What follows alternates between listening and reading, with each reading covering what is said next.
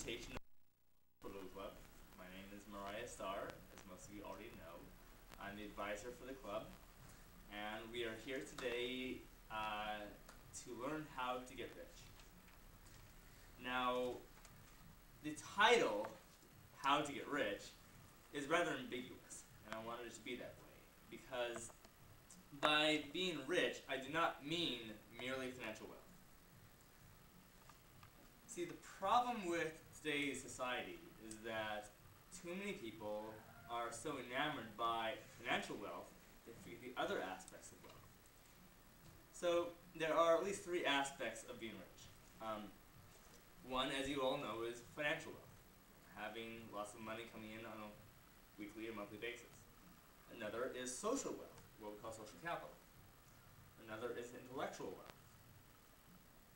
your ability to produce ideas. So I'm going to go over how to build all these elements of wealth and to ultimately achieve what we call a life of balance. Because a truly rich life is a balanced life, where you have all of these components, your financial capital, your social capital, and your intellectual capital, perfectly harmonious.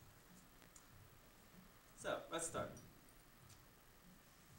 The reason why people are so enamored with wealth is because they are being seduced by dominant culture.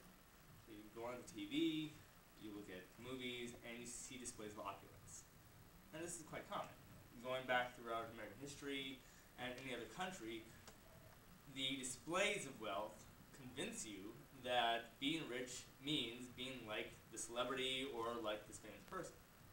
So the first step, if you want to get rich, is to define your own wealth, which means you have to step out of the culture. See, the problem here is that every single person on the entire planet has a fixed amount of time. There are only 365 days in a year. Out of each day, it's only 24 hours, and you have to allocate those hours in a very set way. So you have to spend some time with people, you have to spend some time working, and some time sleeping. So the most harmonious people have a decent balance of all those elements.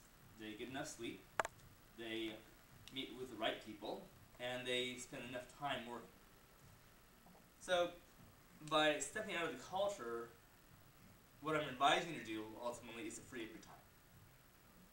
The worst thing you can do to get rich, or put another way, the way to stay poor, is to spend all of your time watching stuff that has no benefit to you. So stop watching television. Or, to be more precise, stop watching television that doesn't do you any service. Stop entertaining yourself. Entertainment, for lack of a better word, is an escape. It's a way to blind yourself to the harshness around you. And the reason why most people call entertainment an escape is because you're working a 9-to-5 job that you hate. You may have family or friends you don't like. You may be miserable, and so you're trying to escape that reality instead of taking action to change it. So I'm saying the best way to change your reality is to escape the entertainment. So turn the TV off, turn the movies off, unless you identify a program or a movie or a documentary which you know will give you the information that you can use to help change your reality. Now that's the key term, changing your reality. You must accept a fundamental premise here, which is that you create your own reality. Now that's a bit new agey. I don't usually say this in class, because whenever you say that kind of thing, people are like, oh, he's just some airy-fairy thinker, he doesn't have a ground in reality. And a lot of people are like that. They are totally into chakras and meditation, all this gobbledygook. And I understand that. That's why I rarely say that. I do not want you to misinterpret my words. But you are a creator of your own reality. And by saying that, I mean this. You create your reality by choosing your friends. You create your reality by choosing who you marry, when you marry, whether you have kids or not, when you have kids. You create your reality by choosing what kind of job to take, if you have a job at all. You create your reality through the kind of ideas you generate. So when I mention intellectual capital, social capital, and financial capital, these are ways of creation. The first step is intellectual capital. So the thoughts you have are the primary generation of reality. So the first step in creating a reality is to discipline yourself. By that I mean, once you have stepped out of the culture and you have stopped watching television and you stopped watching movies, you have divorced yourself from their schedule. So you might have previously a schedule of watching certain things at a certain hour. Maybe Britney Spears or some reality show comes on at 7 o'clock. You should not care about that. You should be in control of your own time. And you should use the time that you have left over to generate the kind of thoughts that you think will be useful for planning the future. But that means you have to eliminate distractions of yourself. So once you've eliminated external distractions, you have to eliminate internal distractions. You have to focus. You have to be disciplined enough so that you can stay on a topic for a long period of time to solve the types of problems that inevitably come up whenever you try to create a reality. So you have to figure out what you want to create. That means it's figure out what you want. People who don't know what they want don't create anything. They get distracted too easily. So figuring out what you want is a simple matter. And this comes straight from Stephen Covey. Imagine that you die. After you have died, what do you want to be your legacy? Who was Stephen Covey? Stephen Covey. He wrote the book, The 7 Habits of Highly Effective People. So, imagine your death.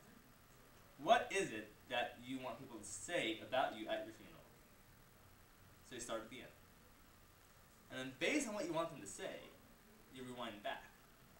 And you say, okay, if I want them to say I was a good person, or I built a company, or I managed to invent a good product, well, that's what I want to do, starting today.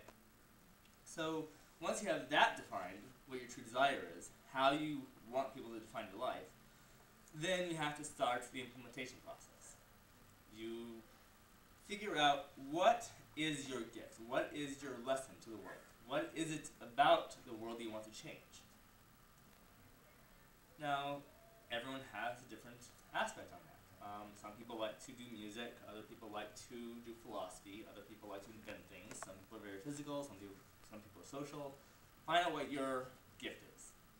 Everyone has it. Once you figure out your gift, you might have many gifts even, you have to find a way to translate that gift into a social service or a physical product. So, if your gift is drawing, for instance, and you're very artistic, you are mandated, required, to turn that artistic talent into something that you can sell to other people. So you might be a photographer, for instance, and you then plan your life as a professional photographer. Or you might be an actor, and so you plan a way to establish yourself as a professional actor.